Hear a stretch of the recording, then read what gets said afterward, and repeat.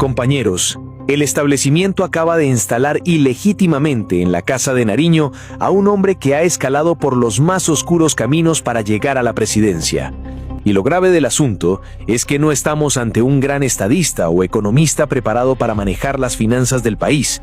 Estamos ante un hombre que nunca ha ocupado un cargo público, un despiadado operador de las mafias, testaferros internacionales, escuadrones paramilitares y defensor de violadores en serie que sin pudor hoy se ufanan de que este personaje esté en el poder.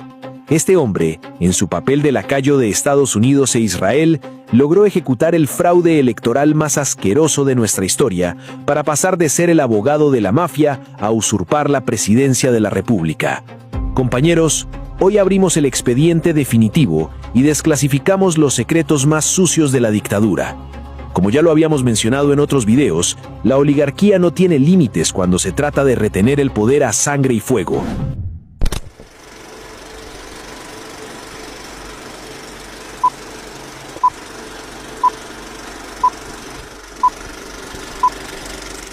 Pero para entender este ascenso desde la mafia a la presidencia del país, debemos exponer el asalto criminal que coronó a Abelardo de la Espriella. La historia de este autócrata está cimentada sobre las masacres del narcoparamilitarismo y el lavado de activos de la corrupción internacional. Todo comenzó en el año 2004 en Santa Fe de Ralito.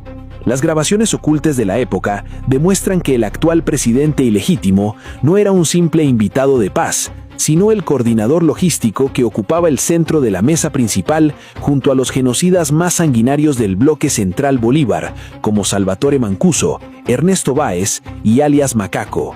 Bajo la fachada de una ONG llamada Fundación Iniciativas para la Paz, conocida como FIPAS, de la Espriella organizaba cumbres para legitimar a los escuadrones de la muerte. El propio excomandante paramilitar alias HH confesó que el verdadero objetivo de esa organización era montar un proyecto político nacional liderado por las autodefensas, reclutando jóvenes universitarios. Un momento para el año 2001-2002 donde yo fui quien comenzó a montar el movimiento en la Universidad de Sanidad Nacional de FIPAS, Fundación Díaz para la Paz. Eso nació en el Valle del Cauca. Como nosotros comenzamos a llevar estudiantes a los campamentos nuestros al Valle del Cauca, especialmente lo llevamos por el lado de Calima Darién, unas piedras que habían, y quien se encargaba de recoger nuestra gente y de llevarlos allá a Fernando Falsalta, alcalde de Puerto Tejada. Él llevaba a sus estudiantes, hacía el trabajo en universidades y los llevaba a los campamentos, y nosotros yo personalmente hacía charlas con los estudiantes sobre la problemática nacional, sobre el porqué, el origen de la organización, cuáles eran las ideas o lo que pensamos a futuro de la organización.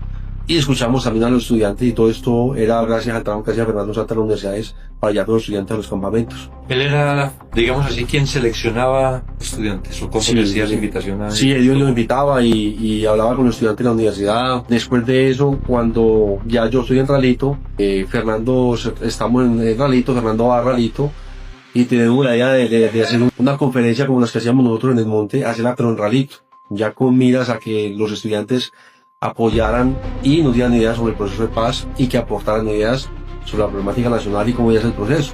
Ahí surgió la idea de hacerlo a nivel nacional, y lo hicimos a nivel nacional. Ahí es donde fundamos FIPAS. Cuando ya se hace la gran convención en Ralito, yo he viajado ya a Turbo para desmovilizar el grupo. Eso fue en el 2004. Esa convención fue en noviembre del 2004. Pero como FIPAS, dice, fue fundada en Ralito, pero FIPAS también estaba en Cali antes. O es que es la misma idea.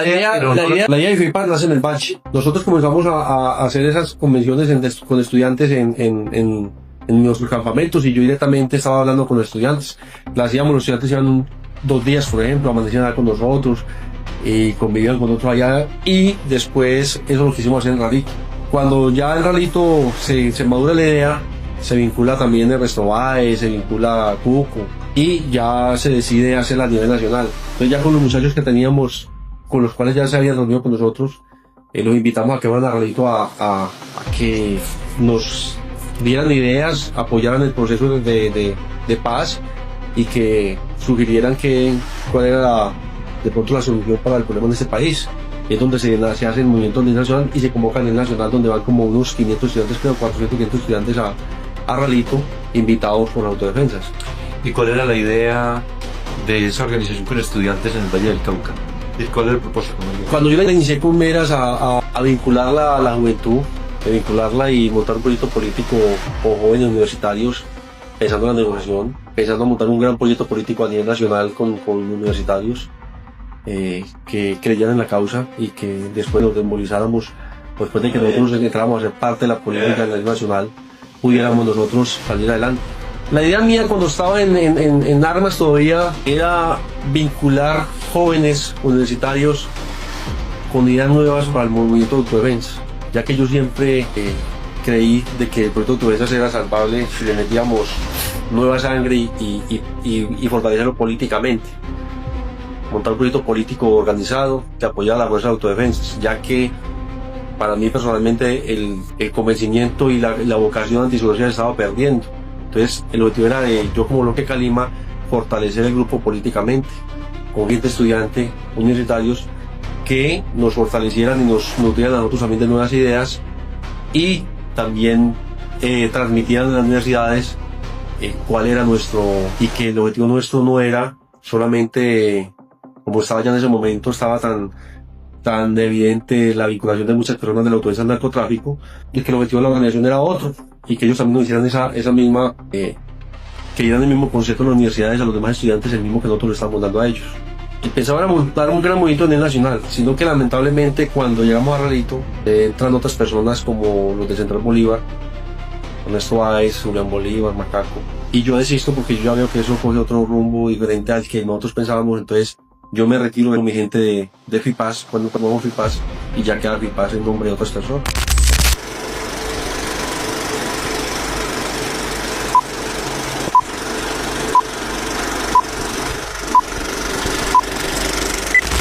No he tenido problemas de reunirme con la guerrilla, no tendré problemas de reunirme con nadie, y si mañana tengo que defender al señor Fernando Rulanda, lo hago, porque mis posiciones son posiciones jurídicas y de país, no son posiciones políticas.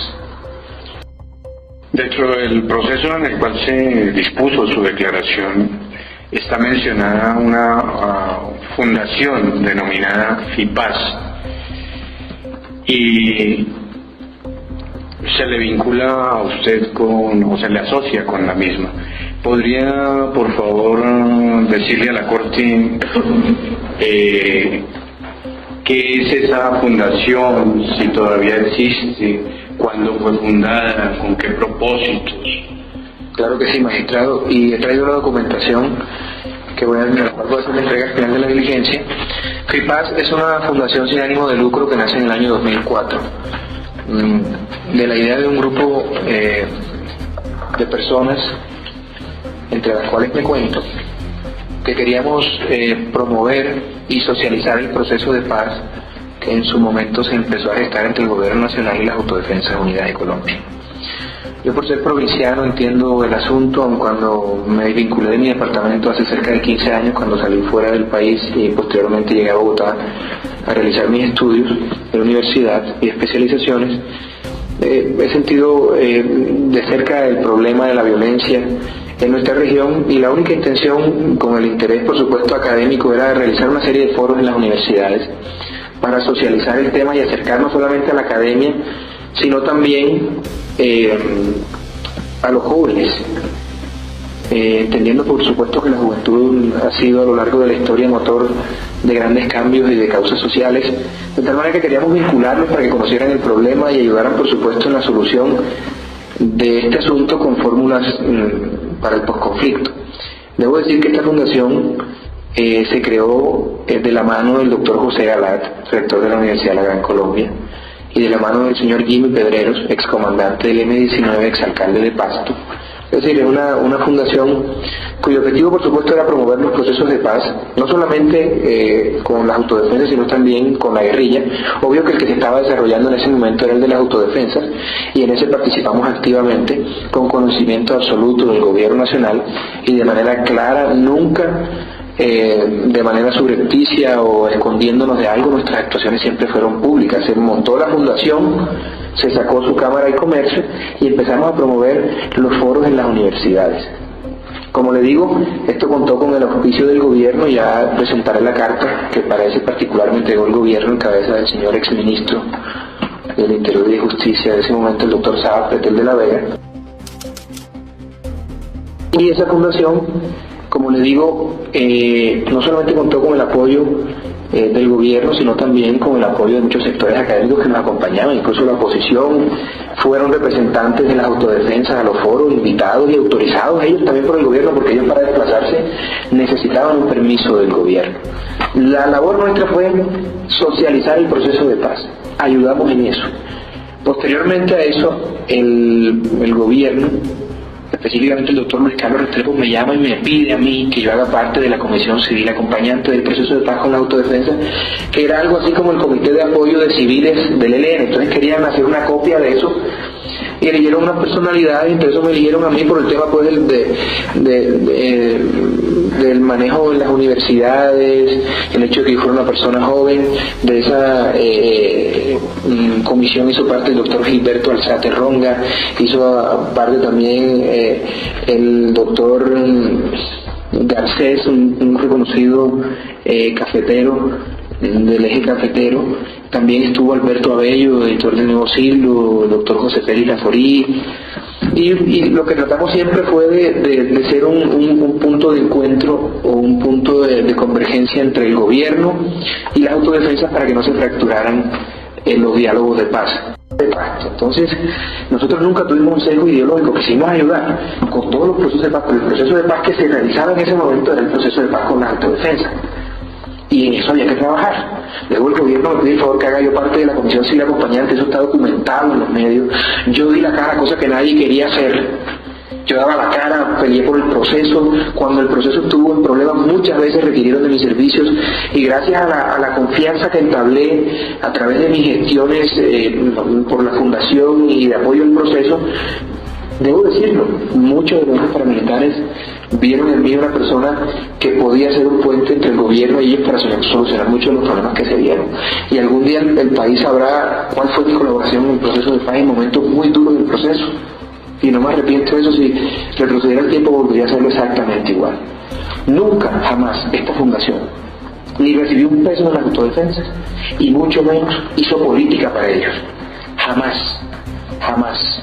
Y eso lo puedo probar en el momento en que la Corte así lo estime. La gravedad de estos nexos armados trascienden las simples reuniones académicas.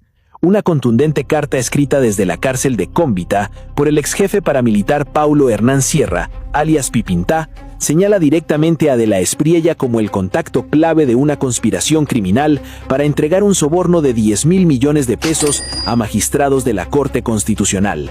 El objetivo de este pago corrupto era lograr que a los criminales se les reconociera el delito de sedición, garantizando su impunidad absoluta bajo la fachada del colectivo de abogados de las autodefensas.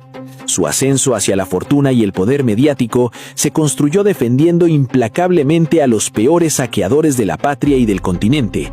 Se convirtió en el representante legal del cerebro de la pirámide DMG, David Murcia Guzmán, un individuo que estafó a casi 200.000 familias colombianas y que acusó públicamente a De la Espriella de exigirle 760.000 millones de pesos en sobornos destinados a congresistas para torcer las leyes a su favor. Además, De la Espriella fungió como abogado defensor de Alex Saab, el máximo testaferro del régimen de Nicolás Maduro, recibiendo transferencias millonarias desde las mismas empresas fantasma utilizadas para saquear y lucrarse del alimento del pueblo venezolano. El apetito voraz de su círculo íntimo también despojó a nuestros campesinos de sus riquezas ancestrales. En el sur de Bolívar, su histórico socio y abogado Daniel Peña Redonda estructuró un entramado jurídico para arrebatarle la gigantesca mina de oro Walter a la comunidad vulnerable de mineros artesanales y afrodescendientes del Alto Caribona. Con maniobras oscuras, transmutaron una humilde cooperativa en la empresa comercial Minecar Gold S.A., donde el accionista mayoritario terminó siendo Segundo Victoriano Telles. Este individuo es el tío del sanguinario excomandante paramilitar Edwin Ferney Uribe, alias Cabezón, el mismo cabecilla criminal que años atrás había secuestrado y desplazado a los humildes pobladores de esa exacta región aurífera.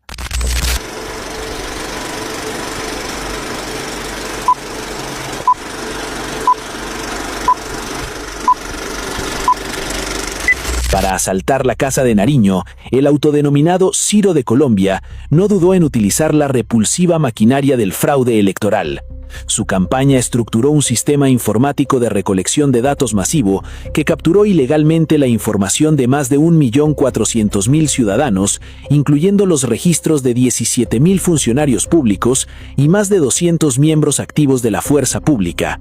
En el Caribe colombiano, en alianza con los corruptos clanes Char y Gneco, revivieron la despreciable práctica de la compra de votos a través de operadores delictivos llamados mochileros, pagando entre 150.000 y 200.000 pesos por cada elector sobornado con toneladas de dinero en efectivo proveniente del lavado de activos y el narcotráfico. Para financiar esta gigantesca operación sucia, la campaña desvió 1.229 millones de pesos a una empresa fantasma llamada Nova Soporte Integral. Esta compañía de papel, que mágicamente pasó de estar 3 años liquidada vendiendo autopartes a organizar transporte VIP presidencial, tenía como representante legal a un joven estudiante de ciencias sociales de estrato humilde en Medellín, siendo utilizado cobardemente como testaferro para ocultar el monumental desfalco electoral.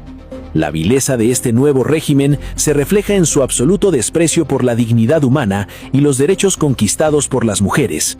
Mientras de la Espriella se vanagloria cínicamente en sus discursos de ser el autor de la ley Rosa Elvira Celi para el castigo del feminicidio, la propia hermana de la víctima y la abogada redactora de la norma desmintieron por completo su participación. Demostraron que el candidato únicamente utilizó el mediático caso penal para buscar fama, intentó obligar a la familia en luto a firmar contratos leoninos y maltrató sistemáticamente a la madre de la mujer asesinada. No es justo que una persona se apropie de un trabajo de las mujeres, para las mujeres y por las mujeres. En ningún momento estuvo ni fue parte del proyecto de ley que tipificó el feminicidio en Colombia. La familia Celi recuerda los maltratos de la Espriella cuando él la representaba en el juicio. Él me decía que yo no tenía ni idea de que era justicia y esa es una forma también de alguna manera de revictimizar. Nos desvinculamos de él fue porque él trató mal a mi abuela y trató mal a mi tía. Su repugnante machismo quedó grabado en los estrados judiciales cuando defendió al pastor evangélico Álvaro Gámez, un abusador acusado por 23 mujeres y 4 niñas de someterlas sexualmente dentro de su congregación religiosa. Durante el juicio, el hoy presidente revictimizó a las sobrevivientes, calificándolas frente a un juez como mujeres trepadoras, y se burló despiadadamente de su trauma, argumentando que una víctima de abuso no sale a tomarse un café. Así también se abordaron fotografías, señor juez, que mostraban a Karen Xiomara Sánchez Izquierdo en compañía de Carlos Jazmín Rosero y Geraldine Guerrero, quienes según ellas ayudaban al señor Álvaro Gámez a abusar de ella. Es decir, la supuesta víctima se tomaban las fotos con sus supuestos verdugos y todos sonreían para las fotos. Eso es absurdo, su señoría. Yo no entiendo cómo es que estamos aquí desgastando el aparato judicial. Sobre eso me referiré más adelante. Porque una situación tan grave como esta no puede quedar en la impunidad. Me refiero al montaje del que ha sido víctima Álvaro Gámez y las activos abusadas. Adicionalmente admitió esta testigo y supuesta víctima que al momento de sostener relaciones sexuales con Álvaro Gámez Torres no había consumido ningún tipo de droga, señor juez. Limón, como tampoco recibió ningún golpe en la cabeza que limitara sus funciones mentales. Contando entonces así, su señoría, con todas las herramientas psíquicas y psicológicas, entregando su consentimiento libre de cualquier vicio para sostener relaciones consensuadas con el señor Álvaro Gámez Torres. Sin ser científicos en la materia, podemos llegar a la conclusión de que una persona, una mujer que hace eso, que decide cuándo tiene relaciones, en el caso de Alejandra Cabrera Mosquera, adicionalmente debe destacarse que según lo dicho por la propia testigo y supuesta víctima, que la actitud tomada por ella luego de ser supuestamente abusada por primera vez no es la más única, porque según ella salió a tomar café. Natalia Villota dijo que cuando fue abusada, entre comillas, por Álvaro Campos, salió a tomar café. Ese comportamiento se compadece con una persona que acaba de sufrir semejante trauma. Él nos indica eso, su señoría. Una mujer que se va a tomar una relación, que se va a tomar un café luego de una relación sexual, pues es evidente. Sabiendo que sus crímenes están documentados, esta dictadura narcoparamilitar necesita silenciar la verdad a cualquier costo, motivo por el cual han desatado una cacería brutal contra la prensa libre e independiente.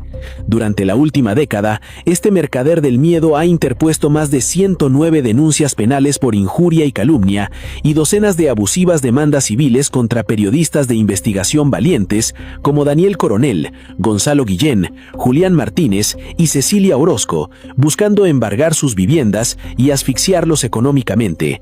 Recientemente, su campaña cruzó todas las líneas rojas del autoritarismo al perfilar y publicar intencionalmente la información del vuelo de llegada del periodista Coronel desde Miami. Se jactaron anticipadamente de la persecución migratoria orquestada contra el activista opositor Beto Coral en Estados Unidos, copiando las asquerosas prácticas de represión de tiranos como Nayib Bukele y Donald Trump para destruir a sus contradictores. Envalentonados por esta impunidad, los seguidores del régimen y coordinadores regionales de su campaña amenazan sistemáticamente con erradicar, asesinar y destripar a los militantes de izquierda, profesores universitarios y jóvenes académicos, sembrando el terror en las calles para gobernar sobre las acisas de la Constitución colombiana. Pero la farsa de su supuesta independencia política queda sepultada al analizar su asalto al Congreso. El autodenominado outsider, que juraba no deberle favores a la política tradicional, ni tener dueños, ejecutó la traición más asquerosa contra sus propios aliados. Para asegurar su llegada al poder, Abelardo de la Espriella utilizó cobardemente a la extrema derecha, obligando a Álvaro Uribe Vélez a sacrificar la candidatura de Paloma Valencia en un pacto secreto bajo la mesa. Uribe le entregó su capital político, creyendo que podría manipular al nuevo mandatario desde las sombras, pero el resultado fue su extinción definitiva. Una vez instalado en la Casa de Nariño, el nuevo autócrata se quitó la máscara y escupió en la cara a quienes lo coronaron. De la Espriella sabe que sin el control absoluto del poder legislativo, no puede ejecutar su verdadero plan dictatorial. Busca imponer una aplanadora en el Senado que le permita modificar la Constitución a su antojo, destruir la Jurisdicción Especial para la Paz y garantizar la impunidad de sus socios criminales. Como ya lo habíamos mencionado en otros videos, la extrema derecha se devora a sí misma cegada por su propia ambición. Al dejar a Uribe sin poder legislativo y aislar a sus senadores, el régimen demostró que no busca aliados políticos, sino vasallos. Esta traición confirma el ocaso humillante del uribismo, mientras el nuevo dictador consolida un gobierno ilegítimo que hoy se sostiene únicamente por el respaldo de los clanes políticos más corruptos del país, como los Char, los Name y los Gneco. El establecimiento tradicional cavó su propia tumba al entregarle ciegamente las llaves de la nación al abogado de la mafia. Familia, la presidencia de Abelardo de la Espriella no es el triunfo de un proyecto político, es el asalto definitivo del narcotráfico, el paramilitarismo y la corrupción electoral contra nuestra república. Y aquí la pregunta obligada: sabiendo que el actual gobierno compró su victoria con dineros ilícitos, robó el territorio de los campesinos y planea instaurar una dictadura persiguiendo a la prensa y a las víctimas, ¿vas a arrodillarte ante el abogado de la mafia o te unirás a la desobediencia civil pacífica para derrocar este fraude histórico? Inunda la caja de comentarios exigiendo justicia para Colombia. Y mientras comentas, comparte este expediente urgente en todos tus grupos de WhatsApp, dale un me gusta inmenso para destrozar la censura del algoritmo y suscríbete si es tu primera vez en el canal. Y muchísima atención, compañeros.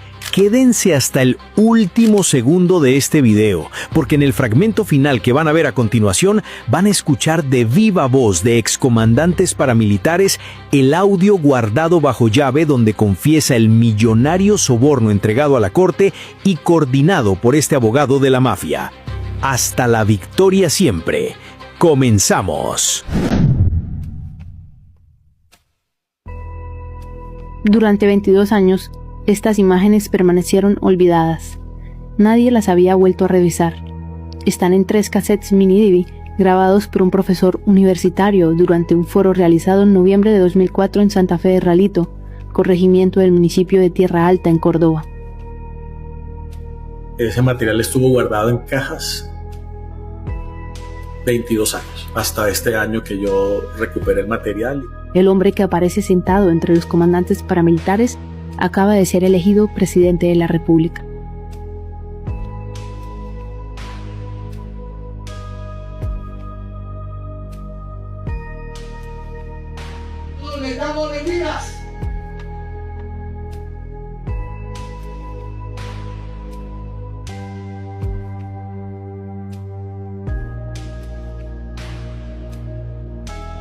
Noviembre de 2004.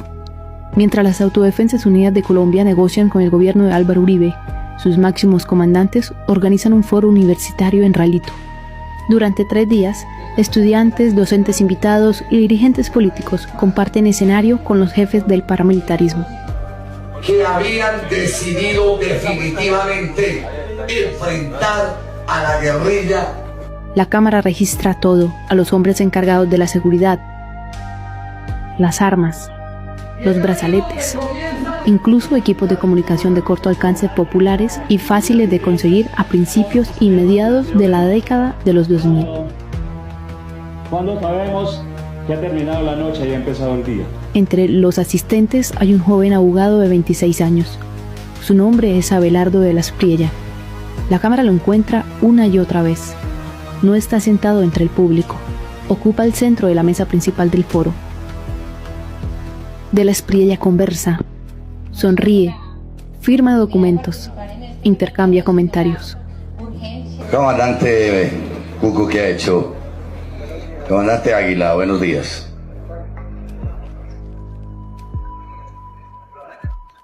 Una pequeña reseña histórica, hago alusión.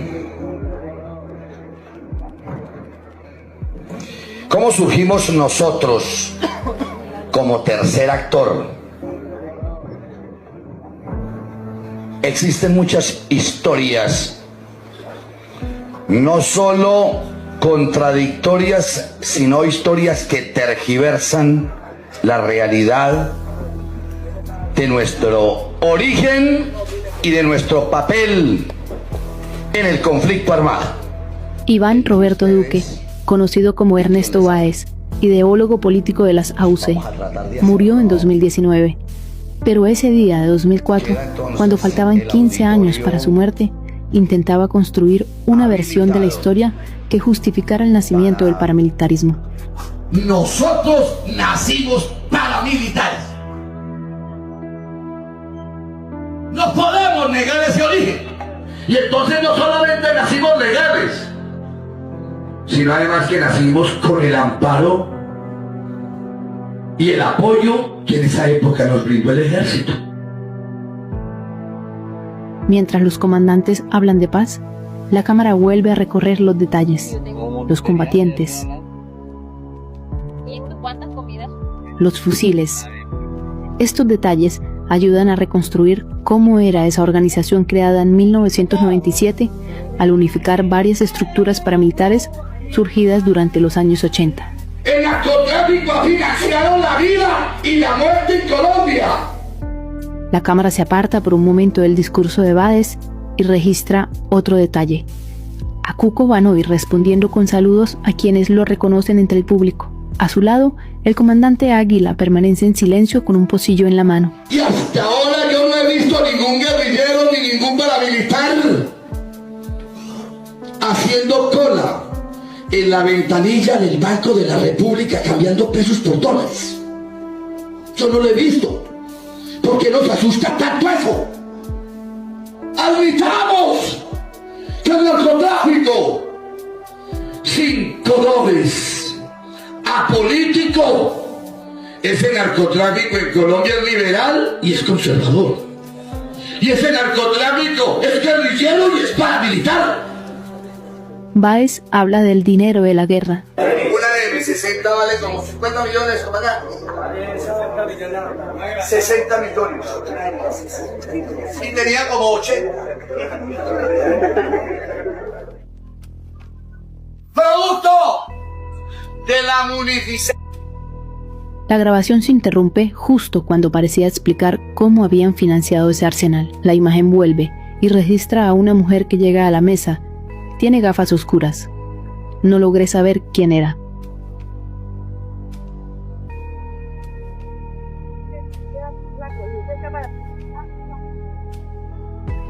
Deportivo Ralito. ¿Dónde está el equipo Ralito? ¿Dónde está? ¿Dónde?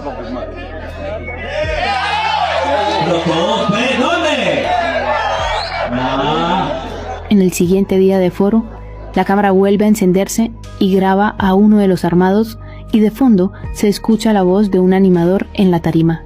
El contraste no está solamente en los discursos, también en el ambiente.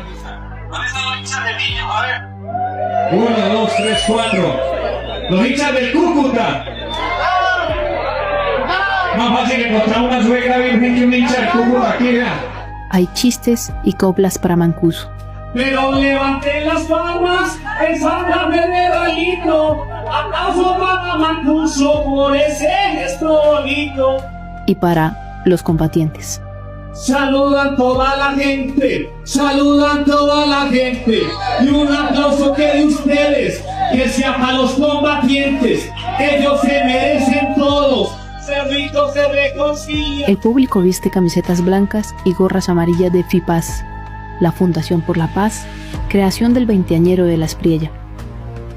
Y muy recientemente, en uno de los momentos más claros de las cintas, de La Espriella toma el micrófono, organiza las intervenciones, explica la metodología del foro y pide respetar la programación. Por favor, vamos a concretar, perdón un segundo, vamos a concretar las preguntas. Vamos a hacer algo. El día domingo vamos a hacer las conclusiones generales de este foro. Esos son los discernimientos que necesitamos para ese momento. Ahora lo que hay son preguntas sobre el tema educación. Orgullosísimo de que ustedes estén así, además con ese ímpetu y con esas ganas de participar. Pero... El foro se llamó Iniciativas Universitarias por la Paz y fue el 26, 27 y 28 de noviembre de 2004, organizado por la Universidad La Gran Colombia y FIPAS, como se lee en los carteles. Allí estaba José Galat, fundador de la universidad, quien para ese momento tenía 75 años. Mañana, y Dios no lo quiera, el gobierno llegara a extraditar a una de las personas que están comprometidas en hacer la paz, dinamitaría la paz, haría nogatoria totalmente la labor de paz. En resumen, no lo miremos con criterio jurídico, miremoslo con criterio político y con criterio ético. Al igual que Ernesto Báez, moriría en 2019, 15 años después de estas imágenes. Y lo sintieron palpitar de alegría. El último día, Báez cambió el desértico por el estampado de selva. Con la sinceridad que he escuchado. Abelardo está al lado de Mancuso mientras un hombre interviene. La cámara deja ver otra vez al comandante Báez.